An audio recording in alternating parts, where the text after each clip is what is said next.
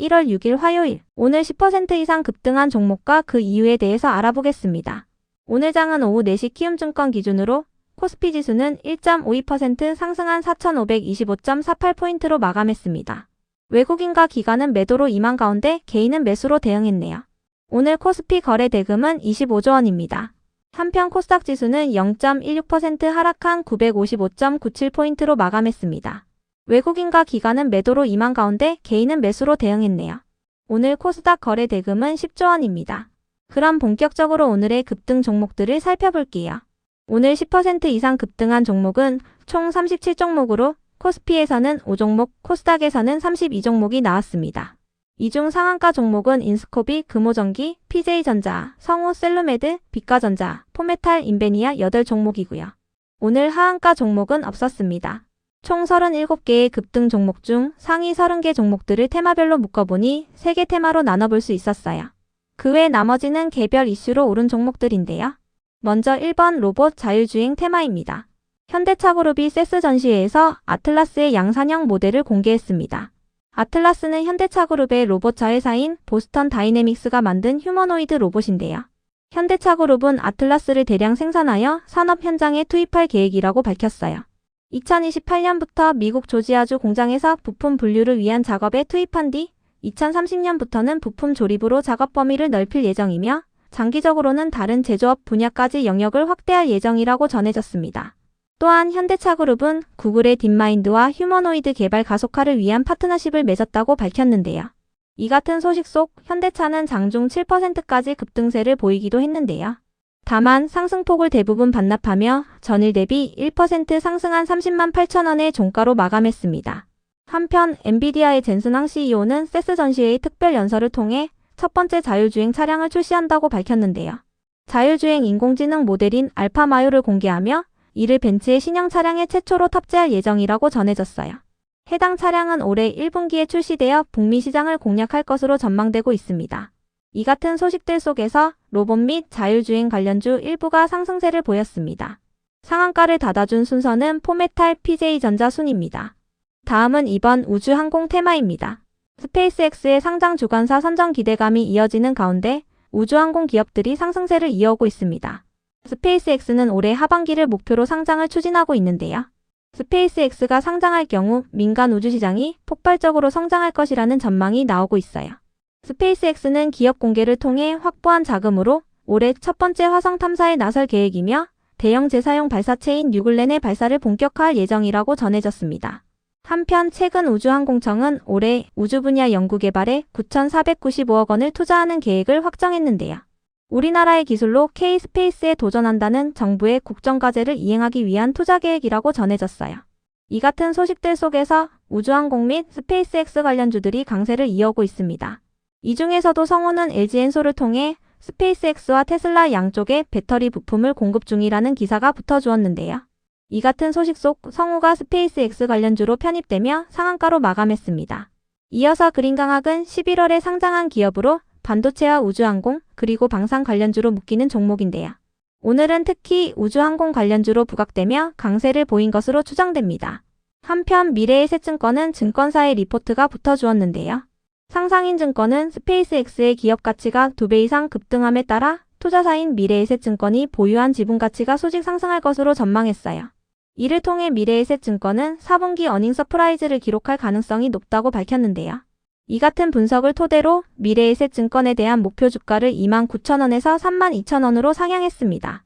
미래에셋증권의 오늘 정규장 종가는 28,700원입니다. 그 밖에도 코스피 지수가 사상 최고치를 경신하고 있는 가운데 오늘 미래에셋증권을 비롯한 증권사들이 전반적으로 상승세를 보였으니 체크해주세요. 다음은 3번 반도체 테마입니다. 어젯밤 미국장은 3대 지수 모두 상승세로 마감했습니다. 베네수엘라의 마두로 대통령이 미국으로 체포된 가운데 트럼프 대통령은 미국 석유 기업들이 베네수엘라의 원유 개발을 담당할 것이라고 밝혔는데요. 이 같은 발언에 어젯밤 에너지 기업들을 중심으로 매수세가 유입되며 3대 지수가 상승세를 보인 것으로 해석되고 있습니다.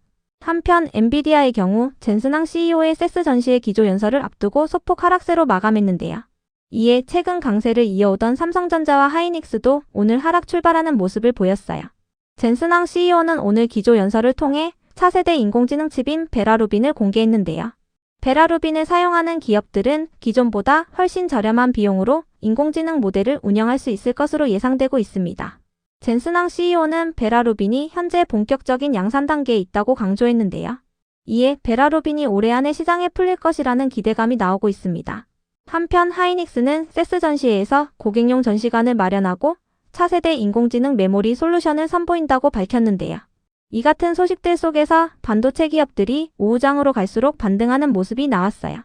특히 삼성전자는 목요일날 4분기 잠정 실적을 발표할 것으로 예상되고 있으니 체크해주세요.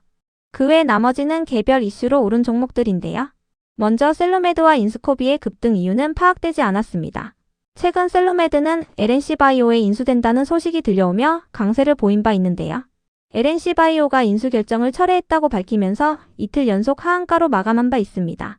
이 같은 소식 속 셀루메드가 최근 하락세를 이어왔던 가운데 오늘 특별한 호재 없이 반등세를 보이며 상한가로 마감했습니다.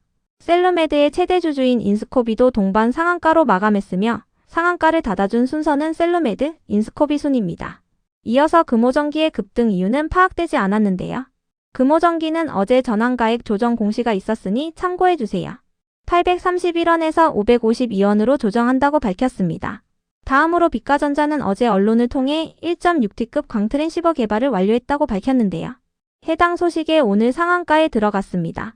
이번 개발을 토대로 인공지능 솔루션 기업들 및 데이터 센터 운영사들과의 협력을 확대해 나갈 계획이라고 밝혔습니다.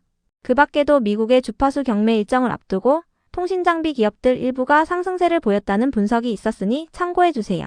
미국 연방통신위원회는 1월 26일부터 주파수 경매에 입찰 참가 신청을 받을 예정입니다. 이어서 인베니아는 유상증자 권리락 효과와 더불어 131억 원 규모의 공급 계약 공시가 올라오며 강세를 이어오고 있습니다. 3일 연속 상한가로 마감했는데요. 이번 공급 계약은 중국 디스플레이 제조기업인 HKC에게 디스플레이 제조 장비를 공급하는 계약입니다.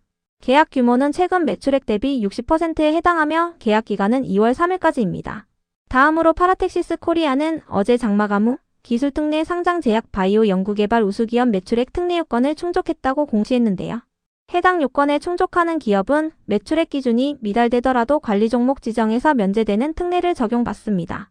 이 같은 공시 속 파라텍시스 코리아가 관리 종목 탈피 기대감을 입으며 강세를 보인 것으로 파악됩니다. 이어서 엑스큐어는 어제 특별한 호재 없이 강세를 보였던 종목인데요. 오늘 아침 운영자금 확보를 위해 레이 투자조합을 대상으로 60억 원 규모의 3자 배당 유상 증자를 결정했다고 공시했습니다. 또한 3일차와 4일차 전환사채의 전환가액을 1,460원에서 1,545원으로 조정한다고 공시했습니다. 다음으로 LNC솔루션을 비롯한 방산기업들이 상승했습니다. 미국이 베네수엘라의 마두로 대통령을 체포한 가운데 남미 지역의 군사적 긴장감이 높아지고 있는데요.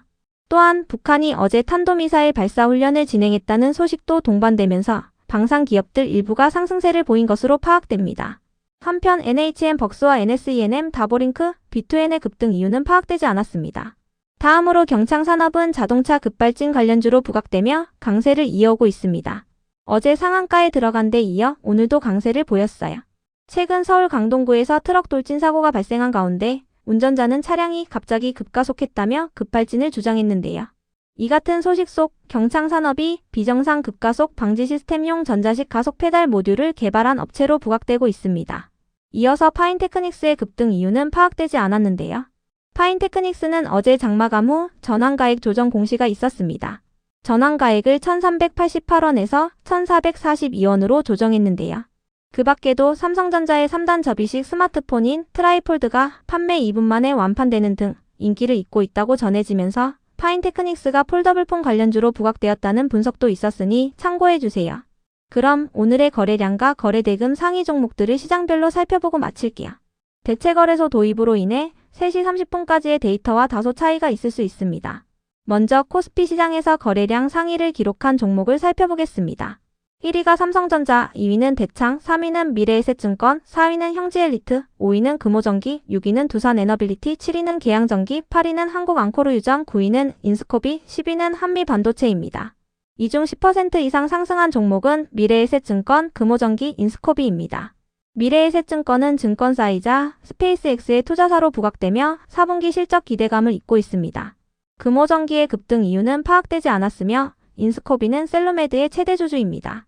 한편 코스닥 시장에서 거래량 상위를 기록한 종목은 1위가 협진, 2위는 대한광통신, 3위는 AB프로바이오, 4위는 빛가전자, 5위는 테라뷰, 6위는 모바일 어플라이언스, 7위는 LK삼양, 8위는 경창산업, 9위는 루미르, 10위는 비트플래닛입니다. 이 중 10% 이상 상승한 종목은 빛가전자, 모바일 어플라이언스, 경창산업, 루미르입니다. 빛가전자는 어제 언론을 통해 1.6T급 광트랜시버 개발을 완료했다고 밝히면서 오늘 상한가로 마감했습니다. 모바일 어플라이언스는 자율주행 관련주입니다. 경창산업은 자동차 급발진 관련주로 부각되며 강세를 이어오고 있습니다. 루미르는 우주항공 기업입니다. 참고로 이 중에서도 AB프로바이오는 어제 장마감 후 90% 비율의 무상감자 공시가 올라오며 오늘 급락세를 보였으니 참고해주세요. 다음으로 코스피 시장에서 거래대금 상위를 기록한 종목을 살펴보겠습니다. 1위가 삼성전자, 2위는 하이닉스, 3위는 한미반도체, 4위는 현대차, 5위는 두산에너빌리티, 6위는 네이버, 7위는 현대오토에버, 8위는 미래에셋증권, 9위는 한국항공우주, 10위는 삼성전자 우선주입니다. 이 중 10% 이상 상승한 종목은 미래에셋증권입니다. 증권사이자 스페이스X의 투자사로 부각되며 4분기 실적 기대감을 잇고 있습니다. 한편 코스닥 시장에서 거래대금 상위를 기록한 종목은 1위가 ABL바이오, 2위는 테라뷰, 3위는 D&D파마텍, 4위는 HPSP, 5위는 에코프로, 6위는 캔코아 에어로스페이스, 7위는 알테오젠, 8위는 그린광학, 9위는 나라스페이스 테크놀로지, 10위는 레인보우 로보틱스입니다. 이 중 10% 이상 상승한 종목은 HPSP 그린광학입니다. HPSP는 반도체 장비 기업입니다. 그린광학은 11월에 상장한 기업으로 반도체와 우주항공, 그리고 방산 관련주로 묶이는 종목인데요. 오늘은 특히 우주항공 관련주로 부각되며 강세를 보인 것으로 추정됩니다. 참고로 오늘 에코프로를 비롯한 2차전지 기업들 일부가 상승세를 보였는데요. 어젯밤 테슬라가 3%의 상승세로 마감한 가운데 리튬 가격도 강세를 보이고 있기 때문이에요. 또한 에코프로와 LNF 등의 2차전지 기업들이 올해 사업 전략과 중장기 성장 방향을 제시했다고 알려졌는데요. 이 같은 소식들 속에서 2차전지 기업들 일부가 상승세를 보였습니다.